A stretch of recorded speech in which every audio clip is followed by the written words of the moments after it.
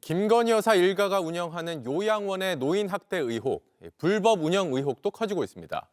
김 여사의 모친과 오빠가 검찰에 고발당하기도 했습니다. 성화선 기자입니다. 올해 초 김건희 여사의 일가가 운영하는 요양원에서 일했던 연모 씨. 요양원이 어르신을 제대로 돌보지 않았다고 주장했습니다. 사지를 묶어서 하는 것도 문제였지만 어떤 그 시간을 정확하게 기록을 해야 되는 그것도 형식적으로 하는 것 같았고. 급식도 부실해 일하는 동안 본인도 식사를 제대로 못할 정도였다고 했습니다. 또 다른 요양보호사도 최근 어르신에게 썩은 과일 등이 제공됐다며 이를 지자체에 신고했습니다. 개도 안 먹는 것을 우리가 이렇게 먹어야 되느냐 이런 몇 차례 제가 들었죠. 섞어서 재활용했다는 그런 느낌을 저는 받아서 식사를 저는 못하겠더라고요. 결국 한 달을 채우지 못하고 그만뒀습니다. 국민건강보험공단이 2022년에 점검한 결과 해당 요양원에서 2년 이상 근무한 직원은 15%에 불과해 미흡 평가를 받았습니다. 또 염 씨는 소방 안전에 대한 의혹도 제기했습니다.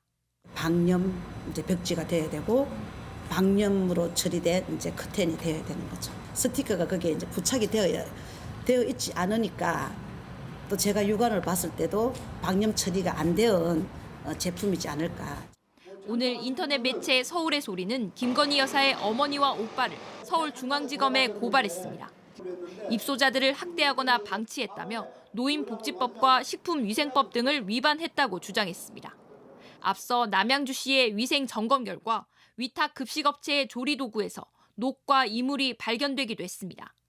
또 급식 종사자가 마스크를 착용하지 않아 관련 항목에서 부적합 판정을 받았습니다. 요양원에서 급식을 제공하는 업체는 김 여사의 오빠가 운영하고 있었습니다. JTBC 성화선입니다. 김건희 여사 일가가 운영하는 요양원에서 노인 학대 의혹이 제기되자 요양원을 나가겠다는 퇴소 요구가 잇따르고 있습니다.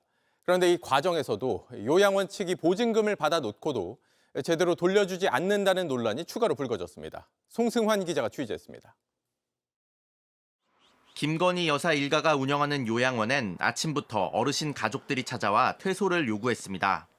학대 의혹과 부실급식 논란 등이 불거졌기 때문입니다. 그런데 여기에 더해 요양원 측이 입소 보증금을 요구했다는 주장이 나왔습니다. 희한하게 보증금을 받대 다른 데는 보증금을 안 받는데요. 보증금 지금 안 주더라고요. 청산해가지고 보내주겠다는 거예요.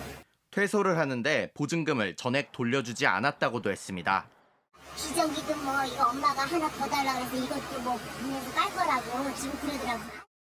장기요양보험법 시행 규칙에 따르면 요양원은 입소자에게 보증금을 청구해선 안 됩니다. 현재 진행 중인 지자체 조사에서 사실로 확인되면 행정처분을 받을 수 있습니다. 오늘 요양원을 찾은 또 다른 가족은 분통을 터뜨렸습니다. 오늘 속은 느낌이고 진짜 워낙 열받아가지고 지금 모시고 가는 거예요. 지금. 대통령 일가고 가족이 돈밖에 없는 사람들인데 이렇게 부실할 줄 몰랐죠. 이렇게 열악한 상황인지 몰랐다고 했습니다. 1층만 가면 면회실에서만 면회하고 생활실은 가볼 수가 없으니까 구도된 거 보고 알았지. 그게 부실한 줄 알아서 우리가 진작 모신 것 같아요. 논란이 된 바나나 주스에 대한 언급도 나왔습니다. 앞서 한 요양보호사가 바나나 7개를 16명이 나눠 먹기 위해 요구르트와 물을 넣고 갈아줬다며 지자체에 신고한 바 있습니다. 바나나 주스가 이상하다 뭐 이런 얘기 하시더라고요. 처음에요. 배가 아프고 못 먹겠대요. 취재진은 이런 의혹들을 확인하기 위해 요양원에 문의했지만 책임자는 만날 수 없었습니다. JTBC 송승환입니다. 김건희 여사 일가가 운영하는 요양원이 노인들을 학대했다는 의혹이 제기돼 당국이 조사에 나섰습니다. 노인들을 장시간 침대에 묶어두고 식사 때는 썩은 과일을 주는 식이었는데 저희 취재 결과 사망자를 내세워서 요양급여를 거짓 청구하기까지 했습니다. 송승환 기자입니다.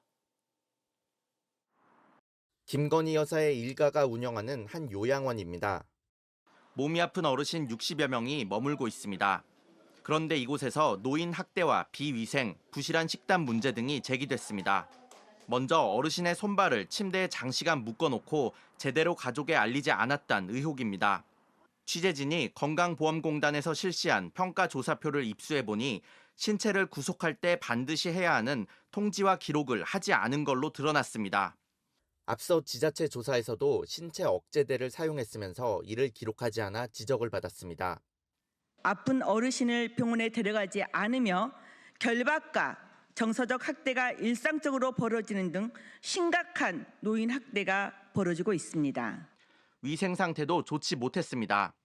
기저귀 교환을 적절히 해주지 않고 욕창이 생길 위험이 있는 환자의 자세를 바꿔주지 않아 미흡하다는 평가를 받았습니다. 분기별 1회 이상 실내외 전문 소독을 해야 하는데 이것도 하지 않았습니다. 식단도 부실했다는 지적입니다.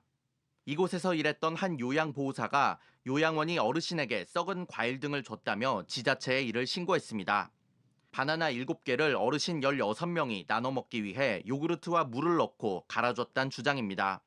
요양원은 입소자가 사망한 뒤에도 장기 요양 급여를 청구해 받았다가 건강보험공단에 적발돼 반환하기도 했습니다.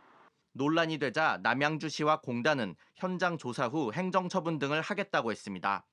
취재진은 신고 내용을 확인하기 위해 요양원 측에 연락했지만 전화는 받지 않고 홈페이지 접속도 중단시켰습니다. JTBC 송승환입니다.